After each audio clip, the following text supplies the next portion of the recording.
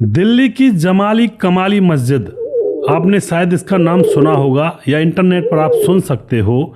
जमाली कमाली मस्जिद के अंदर दो भाई रात को अकेले वहां पर बैठ करके मोबाइल पर गेम खेल रहे थे और फिर उस परिवार के अंदर उन दोनों भाइयों के साथ जो घटनाएं होती हैं, बड़ी विचित्र सी घटनाएं होती हैं दोस्तों। दिल्ली की जो जमाली कमाली मस्जिद है, इस मस्जिद के पास ही दो सूफी संतों के मकबरे बने हुए हैं, जिनके नाम थे, एक का नाम जमाली, एक का नाम कमाली। और 1538 ईस्वी में ये मकबरे बनाए गए थे। लेकिन दोस्तों, जैसे ये मकबरे बनाए गए थे उस मस्जिद के अंदर, तब से उस मस्जिद के अंदर कुछ गलत एक्टिविटीज़ होने लगती हैं, कुछ हॉरेबल होने लगता है, डरावना होने लगता है। और तब के बाद यह स्थान हॉन्टेड प्लेस में पूरी तरह से बदल जाता है। और यह सर्वविदित है, सब लोग जानते हैं इस मस्जिद के बारे में। और थोड़ा सा आप भी सर्च करोगे तो आपको भी पता लग जाएगा। दिन में तो वहाँ बहुत सारे लोग घूमने के लिए जाते हैं, लेकिन रात के समय वहाँ पर कोई भी नहीं जाता है, और अगर जाता है तो उनके साथ अजीब अजीब सी घटनाएं होती हैं। अब यह हॉन्टेड प्लेस तो बन ही चुका है, और दुनिया के बहुत सारे तांत्रिक जो होते हैं तंत्र विद्या सीखने के लिए, या फिर मुल्ला मौलवी जितने भी होते हैं, वो रात के अंधेरे में वहाँ पर पहुँचते हैं और पता नहीं कौन कौन सी क्रियाएं यहाँ पर किया करते हैं। एक यह परिवार, जो ये दो भाई थे, यहाँ पर रात बिता कर आए थे, और फिर उनके साथ जो भयावह हुआ था दोस्तों, इसकी पूरी कहानी मैं आप लोगों के सामने यहाँ पर पेश करने वाला हूँ। और यह घटना हमें लिखकर भेजी है हामिद नाम के एक हमारे दर्शक ने। और उत्तर प्रदेश के गाजियाबाद का यह परिवार रहने वाला था, और वहीं आसपास के रहने वाले हामिद भाई हैं जिन्होंने हमें यह पूरा वाक्य लिखकर भेजा है और कहा है, भाई साहब इस कहानी को आप सुनाइएगा ज़रूर, हमारे यहाँ पर यह घटना इसी तरह से घटी थी, और मैं इंतज़ार करूँगा आपकी वीडियो का। जी बिल्कुल हामिद भाई, मैं आपकी इस कहानी को मैं यहाँ पर सुना रहा हूँ। ये कहानी मुझे अच्छी लगी, इसीलिए मैंने इसको आज सेलेक्ट किया है। बहुत सारी कहानियां दोस्तों हमारे पास आती हैं, हॉरेबल जो होती हैं, हॉरर स्टोरी जो होती हैं। तो चलिए स्टार्ट करते हैं।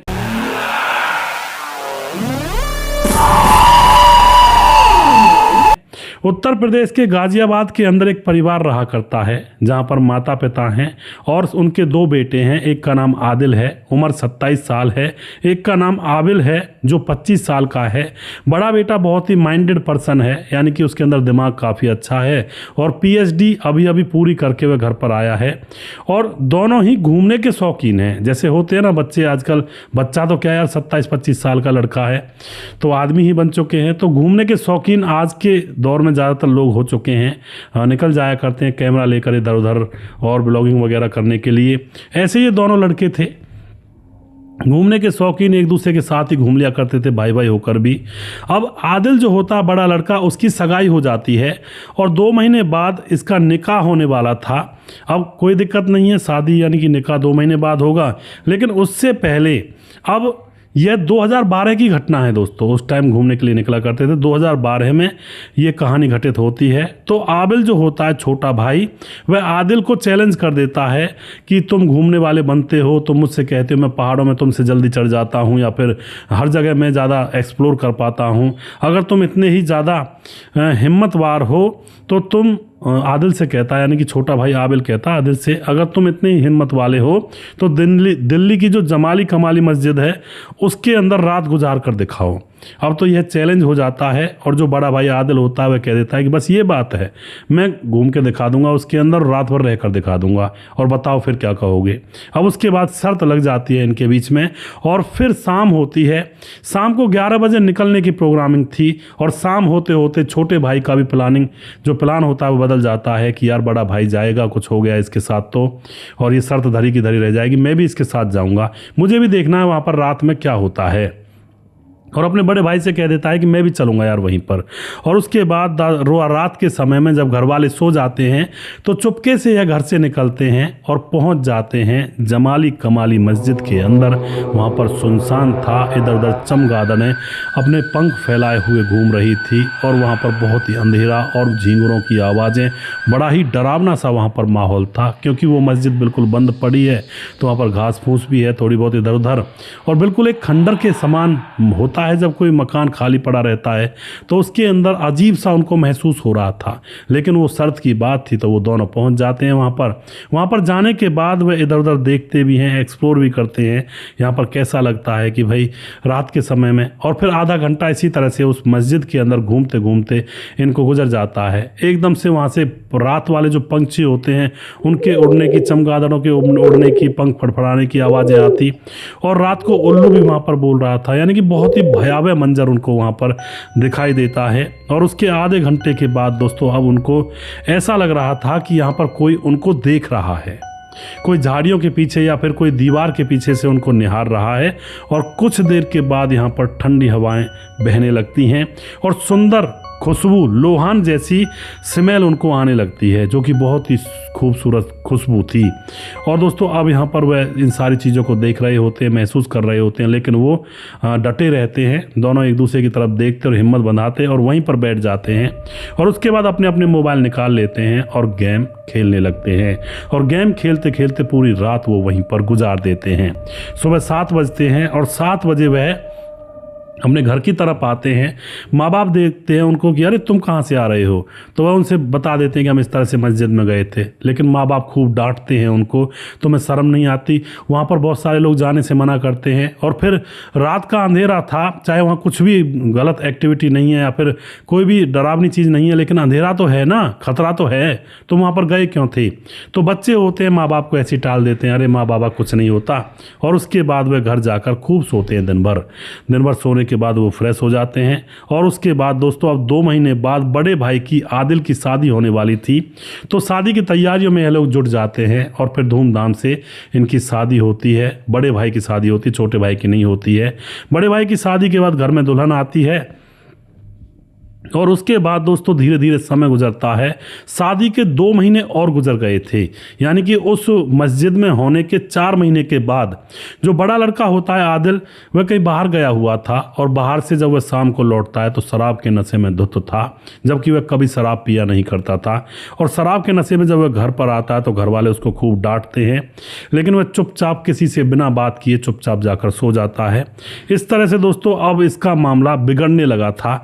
कभी शराब पी कर आता और अब तो यह पत्नी के ऊपर हाथ भी उठाने लगा था।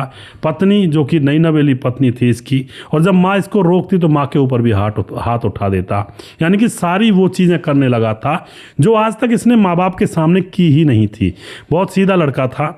अब क्या होता है, और समय गुजरता है, तकरीबन 1-1.5 साल गुजर जाता है। अब इसकी हालत इतनी ख़राब हो जाती है कि कई बार यह घर से बाहर जाकर चट्टानों की दरारें जो होती हैं ना, कंदराएं, उनमें जाकर सो जाया करता। 6-6, 8-8 घंटे उन्हीं में पड़ा रहा करता। फिर इसको इसके घर वाले ढूंढ कर लाया करते और यह दिन पर दिन पतला होने लगता है और इसकी हालत बहुत ज़्यादा ख़राब होने लगती है। अब तो यहाँ पर माँ बाप टेंशन में, चिंता में। उनको पता भी था कि आज से 1 साल पहले यह उस मस्जिद में गुजार कर आया है, कहीं इसके साथ कोई घटना ना हो गई हो। उसके बाद माँ बाप तो देखो माँ बाप होते हैं, वो अपने बच्चों के लिए कुछ भी मानने के लिए तैयार हो जाते हैं। तो पीर फकीर के पास इसको ले जाते हैं और कोई पीर फकीर जो होता है उसको बताते भी हैं कि इस तरह से मस्जिद में। तो पीर फकीर जो होता है वह कहता है कि हाँ, उसी की वजह से इसके साथ ये सब हो रहा है, कोई काला साया इसके ऊपर चढ़ गया है। और जब तक शादी नहीं हुई थी तब तक तो वह इसको परेशान नहीं कर रहा था, लेकिन जैसे इसका निकाह होता है तब उसका जो प्रलय है, उसका जो ज़्यादा आतंक इसके ऊपर हो जाता है। अब यहाँ पर मतलब खूब कोशिश करता है वह, कहता है वह जो मतलब पीर फकीर था कि इसके अंदर कोई जिन्न वगैरह जिन्नात घुस गया है, उसको मैं निकालने की कोशिश करूँगा। 1 साल बीत जाता है लेकिन कोई भी यहाँ पर फ़र्क उसके ऊपर पड़ नहीं रहा था। और वह जो पीर बाबा था उसकी बस का बाहर हो चुका था सब कुछ। और फिर दोस्तों रमज़ान के महीने आते हैं, तो रमज़ान के महीने में वह कोई शक्ति जो उसके ऊपर थी और ज़्यादा हैवी होने लगती है और ज़्यादा ही उसकी हालत ख़राब हो जाती है। वह सर पटकने लगता है ज़मीन पर, कभी दीवार में मारने लगता है और कभी बर्तनों को फैला दिया करता, कभी मटके जो पानी के भरे रखा करते उसकी माँ ने उनको फैला दिया करता, फोड़ दिया करता। और यहाँ तक कि उसने सबके ऊपर हमला भी कर दिया था। अब तो जो भी उसको रोकने की कोशिश करता। और दोस्तों अंत में वह तड़प कर वहीं पर आंगन में गिर पड़कर उसकी मौत हो जाती है। और उसके बाद उसको पत्नी जो थी उसको बच्चा पैदा होता है उसका। इस तरह से इस लड़के की यहाँ पर मौत हो जाती है। अब दोस्तों जो दूसरा लड़का था, छोटा लड़का भी वहीं पर था, सारी चीज़ें देख रहा था। घर वाले बहुत रोते हैं, पत्नी भी रोती है। अब कुछ दिन के बाद दोस्तों, अब 2 साल बीत जाते हैं। 2 साल बीतने के बाद छोटे लड़के की भी शादी तय हो जाती है और उसकी भी बड़े धूमधाम से शादी की जाती है। तो अब यहाँ पर जो आबिल था, यानी कि जो छोटा था, आबिल की भी शादी हो जाती है। तो वो बहुत बुरी तरह से अब उसकी भी हालत बिगड़ने लगती है। वो कई बार तो लोगों को देखता तो बस देखता ही रह जाया करता, पलके भी नहीं झपकाया करता और गलियों में ऐसे ही गाली देता हुआ घूमता रहता। कभी किसी को गाली देने लगता, कभी किसी की तरफ कैडी कैडी नज़रों से देखने लगता, मानो जैसे इसके अंदर कुछ घुस गया हो। उसकी भी हालत ऐसी ही हो जाती है जैसे उसके बड़े भाई की हालत हुई थी। और फिर माँ बाप तो रो रो कर उनका बहुत बुरा हाल हो जाता है कि ऐसा ही हमारे बड़े बड़े बेटे के साथ हुआ था, ऐसा ही इसके साथ होने लगा है। और फिर पीर बाबाओं के पास उसको भी ले जाया जाता है, लेकिन दोस्तों वहाँ पर उसके ऊपर भी कोई फ़र्क नहीं पड़ता। उसकी मानसिक स्थिति बहुत ज़्यादा ख़राब होती चली जाती है। और उसके बाद घर में ये तांत्रिक बुलाते हैं कि शायद तांत्रिक कोई काम कर दे, लेकिन तांत्रिक भी कुछ नहीं कर पाता है। बस यही कहते हैं कि इसके अंदर कोई गलत आत्मा घुस गई है, आत्मा का प्रकोप है। और फिर दोस्तों वह काबू में ही नहीं आता है, वो भी सर पटकता है, इधर उधर दीवालों में अपना सर मारता है दे दे करके। और फिर घर वाले रो रो करके घर वालों का बहुत बुरा हाल हो जाता है। और अंततः जब घर वाले उसकी इतनी बुरी दशा को देख लेते हैं तो घर वाले भगवान से, यानी कि अल्लाह से यही प्रार्थना करने लगते हैं कि इसको अल्लाह ऊपर उठा ले, इससे तो अच्छा इतनी बुरी हालत तो मत कर इसकी। और फिर दोस्तों वही होता है, 10 दिन के अंदर अंदर उसकी भी मृत्यु हो जाती है, उसकी पत्नी भी बेवा हो जाती है, विधवा हो जाती है। अब यहाँ पर इन दोनों भाइयों के साथ इस तरह की घटना घटी थी। यह कहानी हमें लिखकर भेजी है, हामिद ने मेल किया है हमें और इन्होंने कहा है कि इस कहानी को आप ज़रूर बताइएगा, ये कोई झूठी कहानी नहीं है, ऐसा हमारे यहाँ पर हुआ है। और दोस्तों अब यहाँ पर कहानी के लास्ट में मैं सबसे पहले यही कहना चाहूँगा, देखो ये उस मस्जिद में गए थे जहाँ पर पहले से वो हॉन्टेड थी और उसके अंदर ये रात गुजार कर आए थे। इनको महसूस भी हुआ था, आकर घर वालों को सारी बातें बताई थी कि वहाँ पर इस तरह से हमें महसूस हुआ। और उसके बाद इनके साथ ऐसी घटनाएं हुई। दोनों भाई मतलब मारे जा चुके हैं इसी वजह से। और रात के समय में ये बाहर घूमते थे। तो मैं यहाँ पर यही कहना चाहूँगा, भैया रात के समय में जो बुरी शक्तियाँ होती हैं वो प्रबल हो जाती हैं, ये कहा जाता है बूढ़े बुजुर्गों के द्वारा, और वह ज़्यादा हावी होती हैं। तो रात के समय अगर घर से बाहर ज़्यादा निकलोगे सुनसान जगह पर तो उनको आने का मौका मिल जाता है। और इसका मतलब आप उनको इनविटेशन दे रहे हैं तो वो उनको आने में क्या दिक्कत है।